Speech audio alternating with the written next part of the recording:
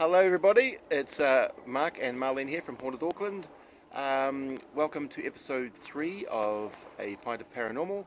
We thought we'd try something a little bit different this time and try a different background. As you can see, we've got a bit of sea, bit of New Zealand seascape there behind us, and we're sort of dodging the rain at the moment. It's beautiful and sunny one moment and then pissing down the next, so we're sort of dodging the rain at the moment, but this is pretty nice right here. It's a little spot picked by Marlene, so it's difficult to get to. Yeah, once you get past the slippery algae rocks and all that, and yeah, but it's all good. We're here now, and we're having a beer and a wine, and as you do on A Pint of Paranormal. And for those that don't know, A Pint of Paranormal, what we do here is basically we sit and have a drink and a chat about the paranormal, any topic we like. It's all pretty much random, non-scripted really. We just jabber about what we feel like talking about, and we see where it goes, and hopefully you'll enjoy it, and hopefully you might learn something. And please leave comments and feedback below, and subscribe if you like what we do, and we'd like your comments on it and ideas as well, and hopefully it means something to somebody. So yeah. So Marlene, how you been? I'm good. A bit wait, like Mark says. It was a bit difficult to get here. We've had some casualties, some falling down and scraping. So, but also that we can give you guys a view while we're talking about just whatever. So there is a topic that something I'm very excited about, I'm very passionate about, and I'd like to share it with you guys out there. Marlene's getting creative here. If there's any geeks or nerds out there who share the same passion, who can maybe help me out with my little experiment that I'm trying to do, I would appreciate any advice or feedback from your part. After all, I'm not an expert. I don't know. It's all about just experimenting, trying new things, and so forth. Now, paranormal equipment, what everybody use when they go out on investigations, from EMF readers, EVP recorders. There is so many stuff on the market currently, but it's been around for so many years. You get advanced ones, cheap ones, expensive ones. You get some really cool, neat stuff out there, but yet none of them has really ever given us the evidence that we so badly want. And the reason I say that, okay, a lot of paranormal groups out there would say they get an EMF spike, or they got an EVP. It is always debatable because there's always other factors you have to consider, always. Whether it's sound interference, there's just so many things, and a lot of paranormal investigators don't like to be rational about that aspect. But hence why I've created this mini, and I haven't actually named it yet, but I've tried to come up with a new type of piece of equipment, if you will. One that cannot be interfered with, electronically, physically, however you want to look at it. I tried to think about, he agrees. He thinks my idea is good. Nature is calling. Nature is calling. So the easiest way, what I basically thought about is, let's take it down to the basics, the absolute basics. Why doesn't paranormal equipment work? In my opinion, there's too much interference out there. We live in a very digital, technology savage world. There's electricity everywhere. There's EMF everywhere. Vibrations. Anything can basically affect a piece of equipment. But what if you created something that cannot be influenced by an outside electrical source? Now, you probably think that's impossible. That's clearly just impossible, but it's actually not. So yes, it has taken me a lot of research and time to find the materials and how to actually combine them to work together, to cancel out what I need to be cancelled out, and so forth. So my piece of equipment is basically a communication board. So the first thing I think you would think when you hear that is a Ouija board. Now, okay, fine, you can think about it as a Ouija board, but an electrical one that actually cannot be interfered with electrical devices. So to quickly explain that to you, taking a sip because I'm talking fast. Am I talking too fast? No, you're perfectly fine. It's a very basic concept. My board will be made out of a piece of wood, right? Just like a Ouija board is. However, my board, the reason again I chose wood is because I have to choose something that cannot absorb heat or energy, electricity, any of the kind. So there I have my board. On my board I will only I'll make it as easy as possible. Yes and a no sign. So I'm actually going to draw you a little picture. It's just going to make it a lot easier for me to explain. Tell me when I bore you. So, let's say that is my board, okay? Made out of wood. That's right. Made out of wood. I will have yes and no. That's all. Now the theory why I only have it as plain as yes and no, and not the alphabetical order, which actually is part of my next prototype, but that's another thing to talk about, is I'm also considering a possible theory that spirits might be able to see but not really hear us. Hence, always asking questions and we're getting answers, anything like that. So what if they are purely visual, right? Mm-hmm. So yes and no. Good approach, yep. What I'm going to do is I found a material, an object that can actually produce energy, electrical energy, but the only way possible for it to do that is to be physically touched, physically moved, friction, and this element cannot be interfered. Any other electrical interference around it cannot interfere with this element. It will not pick it up. This is called the piezo element. You can Google it, you can look it up, but this material will only set off electricity or energy by physical. You have to touch it in order for it to work. It's actually something you will even find in your radio.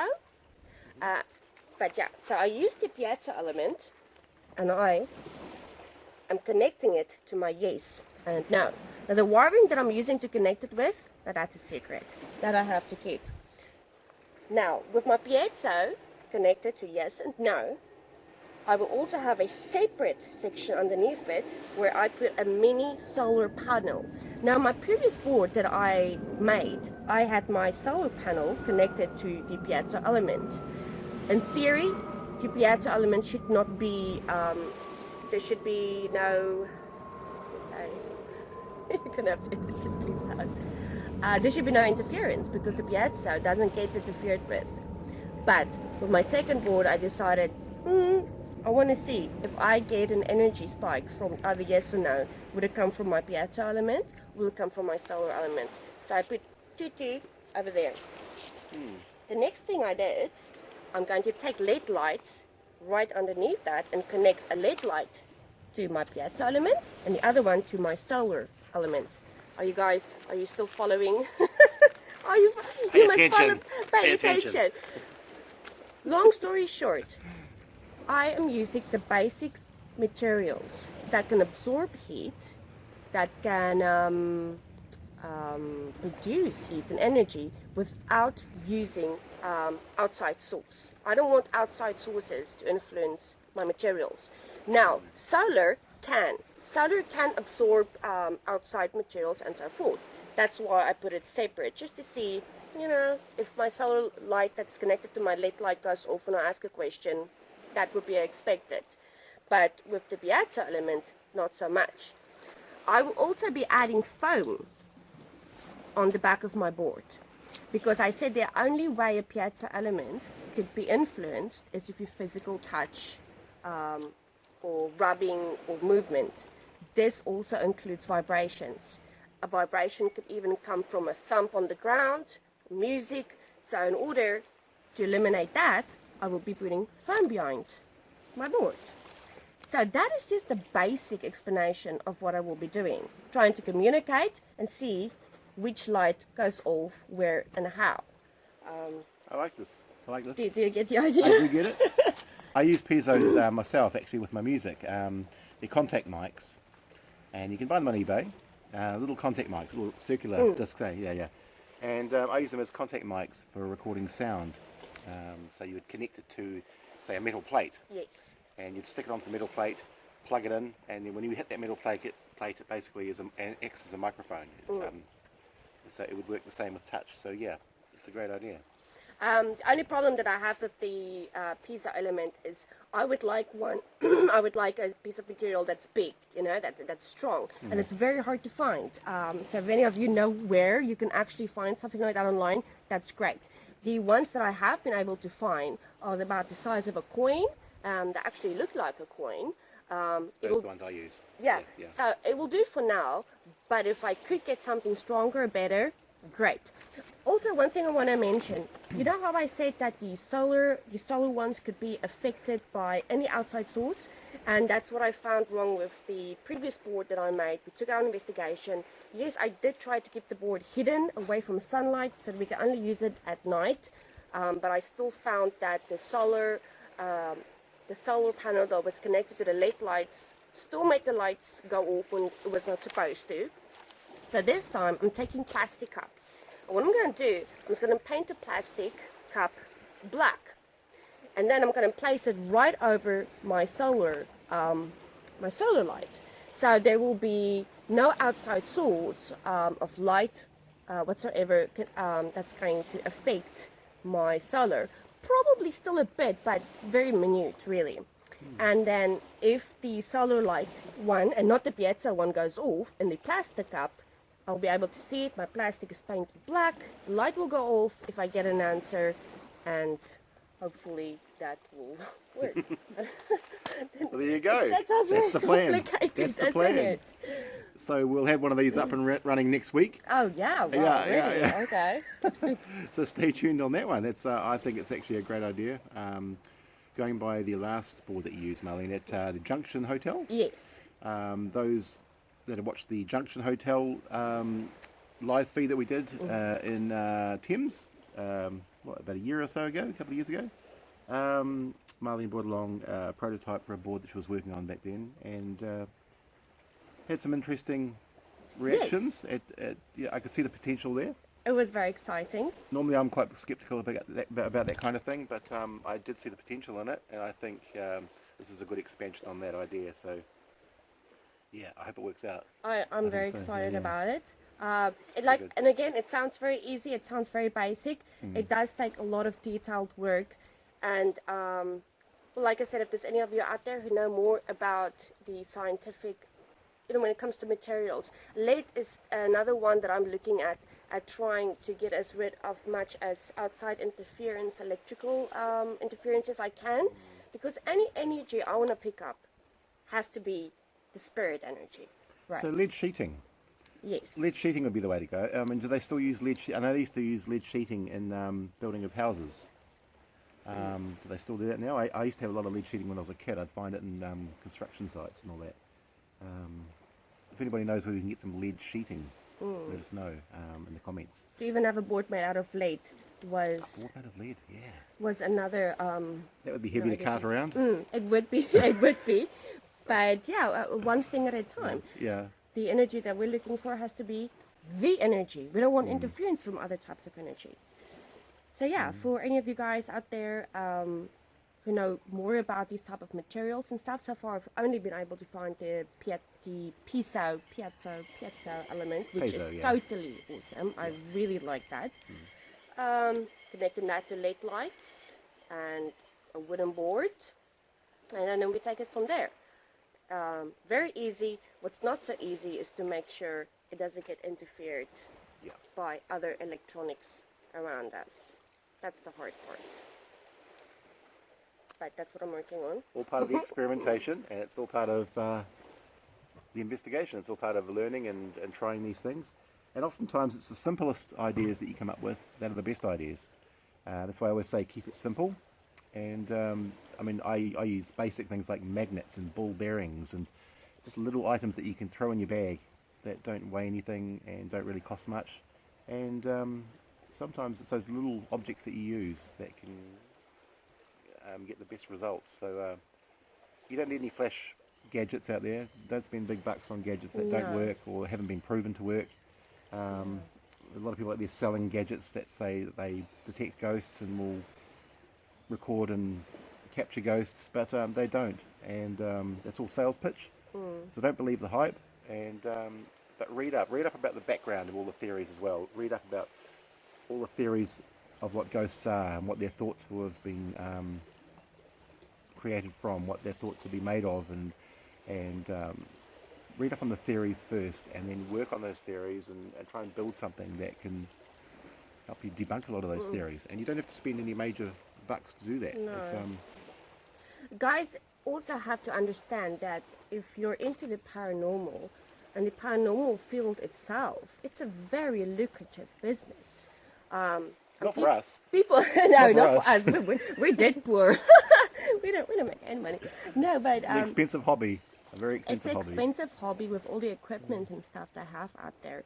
And there is still, to date, I'm sorry to say, but no legit proof that any of these things really work. I know that's a hard thing to hear. I mean, I also have a lot of pieces of equipment, and it's very frustrating because you do spend a lot of money and you wait for it to be shipped and you put so much trust in it. And but once you really understand the field and research that there's actually so much stuff that could interfere with what you just heard or what you just recorded, or what was that static, where did that EMF come from, it eventually gets you down. You know, you eventually go, well, can I ever win? Well, no, you can't. And that's why we have to do our own thing. Yep. Let's take it down to the basics. If we believe that there's something, beyond death, ghosts, spirits, whatever they are, we don't know. What we do know is if they do exist, it's some sort of energy. That's all we know. It is some sort of energy. What energy it is, we don't know. How it works, we don't know. How strong it is, we don't know. But let's take it down to just the basics and take it from there. And hopefully something will come of it. That's right. Just experiment. I mean, use the scientific method where you can. With this field that we're in, we often get ridiculed that we're just a pseudoscience, that we're not using science to do any of this work. And in a way, for a lot of teams, that is true. But for a lot of teams, I mean, like us, for example, we do actually use a lot of the scientific method within our investigation and our research. Everything from observation to documentation to analysis, to creating hypotheses, to working through theories. That's the scientific method. That's what it's all about. And if you're doing paranormal research correctly, you'll be going through those little parts of the scientific method. One downside to this field, though, is that we have very little to go by. So, you've only got so much to work with. So it means sitting in the dark waiting for something to happen. You've got nothing to investigate until something happens. So you can sit in an old house for hours and hours until you hear a bang or a creak or a sound. You've got nothing to get up and go and have a look at. So you can't investigate anything until something happens. Yeah. So it's a lot of patience, a lot of waiting, and sometimes waiting for nothing to happen. And so it takes a lot of patience and a lot of experimentation and just trying things. We use trigger objects. Just try everything. Everything you can think of. Nothing is ridiculous. Don't believe what the naysayers will tell you, and all the skeptics out there will say, if they say that's just ridiculous, don't waste your time. Try it. Who's it going to hurt? Definitely. If you have an idea and you think it's worthy, try it. If it doesn't work, move on to something else. Yeah. Go through it. And if you'd like to share any of those ideas with us, please do. Ideas. We're running out of ideas. Please do. We need people like Marlene to be creative and come up with these ideas. That's all good. Oh, that's cool. That's very cool. Good to hear. Okay, I want to throw a question at you, Marlene. It's one that came through from one of our readers. One question that came forward to us from somebody that was watching one of our other earlier episodes was, it was about ghosts. Why are ghosts always seen wearing clothes? Ah, yes. Why, Marlene? Why? If the person that dies, why do they have clothes? Sure. The clothes don't die. Why are they not naked? Why are they not or naked? why aren't they wearing Levi jeans and a tank top? Yeah. Why is it all Victorian dresses? Always Victorian dresses and so forth. Well, let's start again at the basics. First of all, we don't know what ghosts. We don't know what ghosts are. Yeah. It could be energy. It could be many things. But let's say you do have an encounter like that, and this is just my opinion, I've got no idea, this is just purely my opinion, you have an encounter like that, we know that, and this is just from the meta-analysis taken from a pool of evidence conducted in the parapsychology field, people who do experience or see things, most of them, it was a subconscious thing, always subconscious. You were either half asleep, half awake, or you were not expecting anything to happen, and all of a sudden, boom, there it is in front of you. You were already, whether you know it or not, wired in the back of your mind.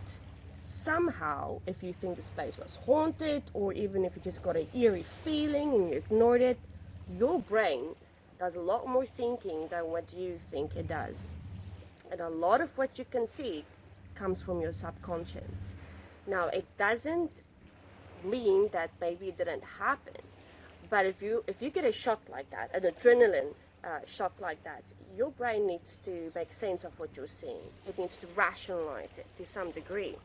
And people who do see apparitions and stuff, you've never heard stories out there of naked ghosts, have you? You've never seen a program where there's a naked spirit or a naked demon. Everything wired in the back of your mind of what a ghost is supposed to look like or supposed to wear is already there in the back of your mind. So when you do have an experience, you see something, it was already programmed there. It was already put into your brain maybe years ago, a little seed planted, which could affect the authenticity of the actual experience. That's just my opinion. I'm not saying that's true at all, but I do find it very funny that people always report seeing the same sort of, oh, lady in a white dress, Victorian dress, or army guy. We've got a helicopter coming over now. The black helicopters, they're watching us. Yes, they found us, man. Mark. Everywhere. They're going to shut us down. We say too much. Run on. But yeah, I think we have all, because of this paranormal field, this industry that I've created for money and movies and entertainment, we've all been some way subconsciously brainwashed by what a ghost should look like. And it's a shame it's become an industry though, isn't it? It's really a shame because it's added money to it now. It's been all about money, and I don't know, I just feel it's a shame that the whole paranormal research field has branched off into this industry where it's about manufacturing and selling and advertising and promotion and exactly. But, I mean, what can you do? You know, the whole reason why I got into this field in the first place was for personal reasons, and I'm a lot older than I look. Thank you. Really? But but I did have a very bad experience in my childhood, and back then, you know, people didn't want to. They just medicate. They medicate you. You had sleep paralysis. You had this problem. You had that problem. So where do you go with a problem like that? You either go to the doctors and just get overly medicated, or you go to some spiritual healer or whoever tells you there's demons in your house and you're going to be possessed. And there's like no middle ground, you know? There's no middle ground to what am I experiencing? And the whole reason why I got into the paranormal field is I want to find that middle ground between rationalism, between phenomena and science. There has to be a more legit explanation that's already been given to us in this day and age. It turned out to be a lot harder to do than I thought it would, but it's worth it though, isn't it? Definitely, it's worth definitely. It. Yeah. And I just really, at the end of the day, I want to help people. You have an experience, or you saw something, or we want to know. We really want to know badly. People don't like us being a bit skeptical at times. They kind of take it personally, and I get that. I really do. But we wouldn't be doing this sort of thing if we weren't passionate about it, and we didn't want to get legit answers to things. I mean, I've met so many people that are just starting off in the paranormal field, and they come into it thinking, okay, it's going to be like this. It's going to be, this is what it's going to be like. On the movies, because on the they've movies seen it on television, and they think it's going to be like this. And then when they start getting into it, they find out it's like this. Yeah, it's a huge spectrum. It's a huge field to be in, and you can go off into so many different directions. Or else you can stay focused and go into one little direction. But it's there's so much to look at. I mean, and then you start learning about all the different possible explanations for these things that happen as well. You need to sort of it opens your mind to so many different possibilities out there. You have to keep questioning yourself. I mean, we've all had in this team experiences which we truly thought was legit.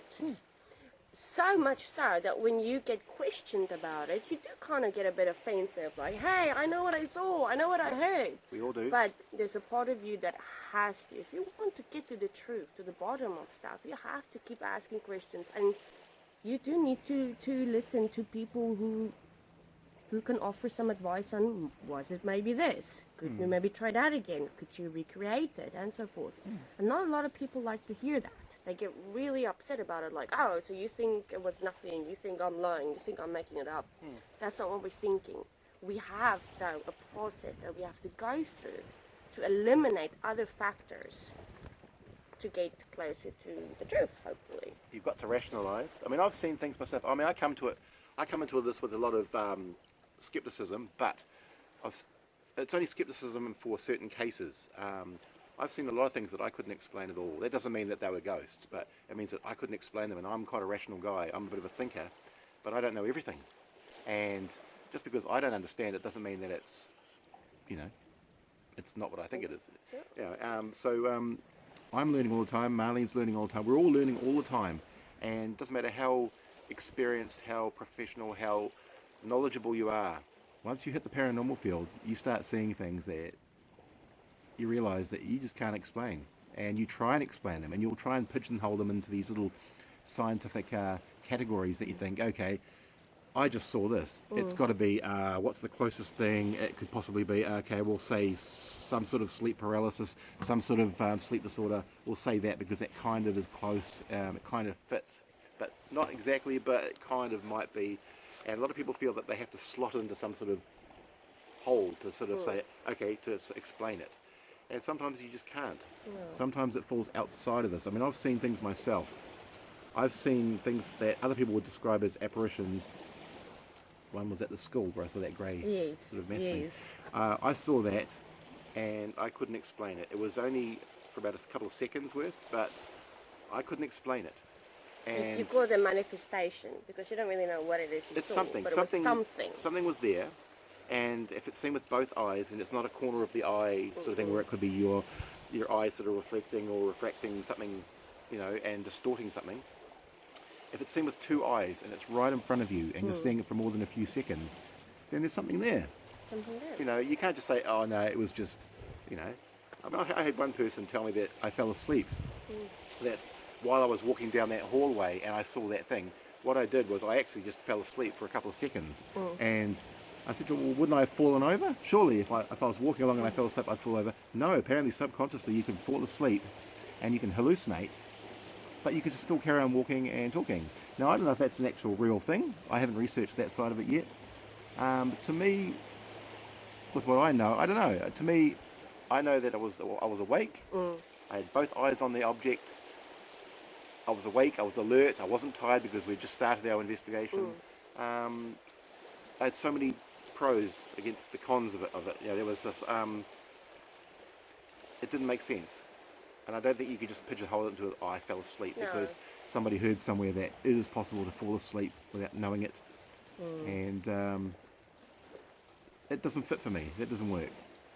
Sorry, but it doesn't. And I've recently shared a story of my team about also something I found very fascinating. I also had a personal experience one night in bed when I woke up and I saw something floating in front of me. Now, I'm not going to go into detail about what I saw, what it did. But the interesting part for me was, as I sat up straight on my bed and my eyes were like hooked on it, I was in so much shock. I actually grabbed my partner's arm, who was awake. He was reading a book. And I told him, do you see it? Do you see it? Do you see it? And I didn't even look at him or his expression. I was just so shocked as to what I was physically seeing in front of me. I mean, I was awake. I was totally awake.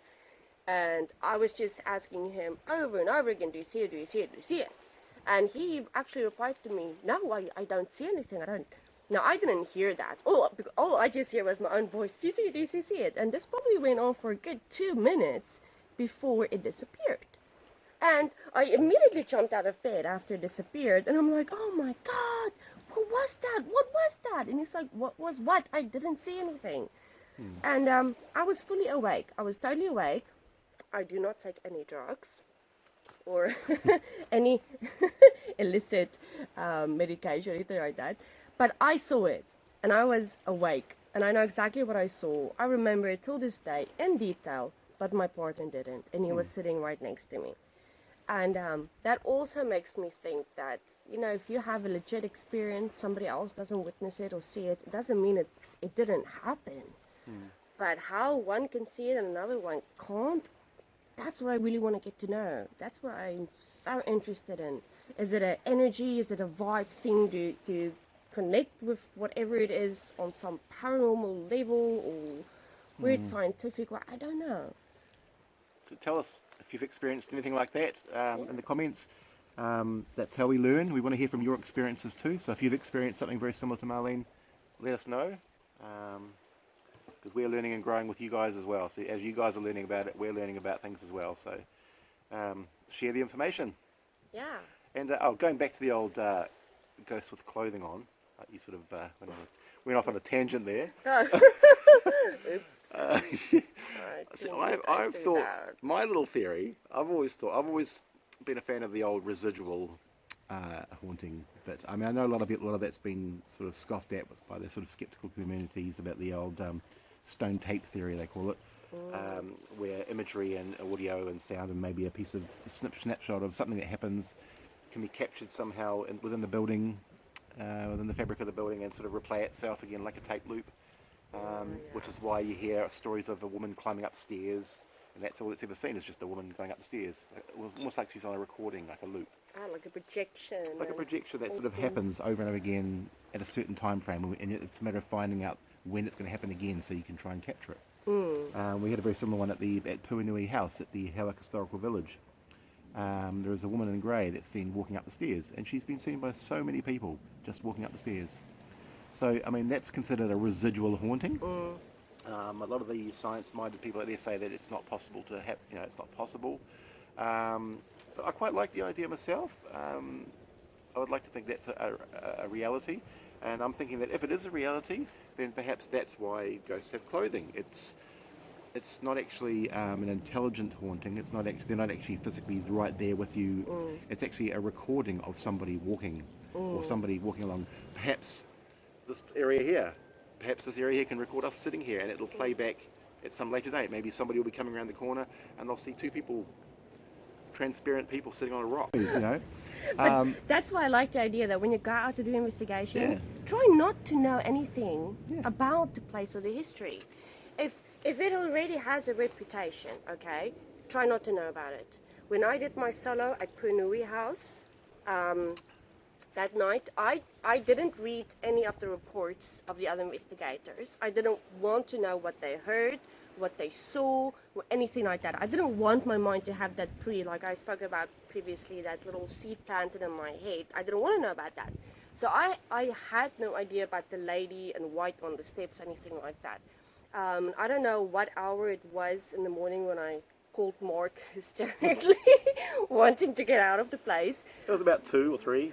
But I was in the main living room on my mattress, and it was at the corner of my eye that I saw somebody run past the door, and what I saw was just the back end of it, like a lady's white dress. That's what it looked like. You know when a little girl runs past and there was like this, just a dress part of it, but for some reason I could tell it was a young girl, about 12, 13 years old, but it was a white dress.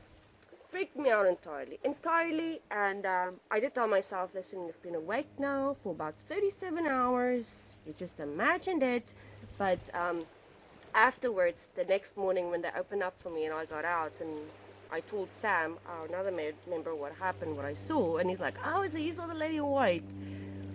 You know, yeah. I burst out in tears. I did. Yeah. Maybe out of pure exhaustion or shock. It was a good night, wasn't it? Oh, it was actually horrible. But I did. I cried because I had no idea that. It was a character building experience for this woman. No, it was really horrible. was. It was really good. I'll never do that again. But you stayed in the house. I And I did. respect you for that. Full I respect. did. You stayed in the house. Terrified. I know you wanted to get out of there, but you stayed in there. And full respect to you. That's a good researcher. That's a good investigator. You don't run. You just hang in there and just ride it out. It's hard to keep a level head when you're scared. It is. And I think that's what happened to a lot of us when we late at night alone. You hear noises, and we jump to conclusions because it's an automatic thing that we do. Psychologically, you know, what do they call it? What's that? When you get adrenaline and A rush. The stay or run effect, the fear or run effect. Ah, flight and Yeah. fright and flight? No. Yes. Is it one? Yeah, we all automatically get that. You know the one. But we're 2019. You're not just going to run out of your own home. So instead, your head just decide to make up others. I don't know. I think that's what happened to me. But yeah, not a nice feeling. But you have to train and stay calm. When stuff like that happen, stay calm. It's 2019. You've got a phone next to you. Grab the phone. Record it. Yeah. Okay. Record any weird stuff like that happens. Yeah. That's what we should do. That's right. That's right. You did well. It was awesome. It was good watching the footage, actually. It was really good. I mean, and the fact that you kept yourself busy. You stayed awake. You kept yourself busy and occupied, and you kept your mind ticking over, and you're walking around, and you weren't sort of just curled up in a corner, shivering, like freaking out. I was for a little while. I know. But Well, I didn't see any of that, but you stuck around, and I saw you wandering around, and you were still. You weren't sticking to one place. You weren't freaked out about the house. You were still moving around. It would show that you're still trying to figure things out. Yes. And it was good. It's good to see. It was really good to see. I think we've covered a lot of ground here again. Shall we? What's that? Yeah. Okay. Well, we might as well finish off with this one here. Yeah. It's turned out a beautiful day now. We've got sunshine, and I'm probably going to be sunburned now when I get home. But it's looking pretty damn nice right here at the moment. Show them. I'll show you. That's it there. Look at that. Isn't that good? Isn't that gorgeous? Look at that. And it's low tide, so we can actually walk back. We don't have to climb anything and fall. We slipped a few times getting here. Wasn't that easy. Just a few times. Hopefully it's worth it for you guys. We'll have a few bruises, I'm sure. A few scratches, but it's all good. It's all good. You've got to do what you can. Okay, we're going to sign off now, guys. It's been a great talk, Marlene. And this has been episode 3 of A Pint of Paranormal. I'm Mark. This is Marlene. And we're signing off now. Thanks a lot for joining us, and we'll see you next time on A Pint of Paranormal. Yep. See you all. Cheers.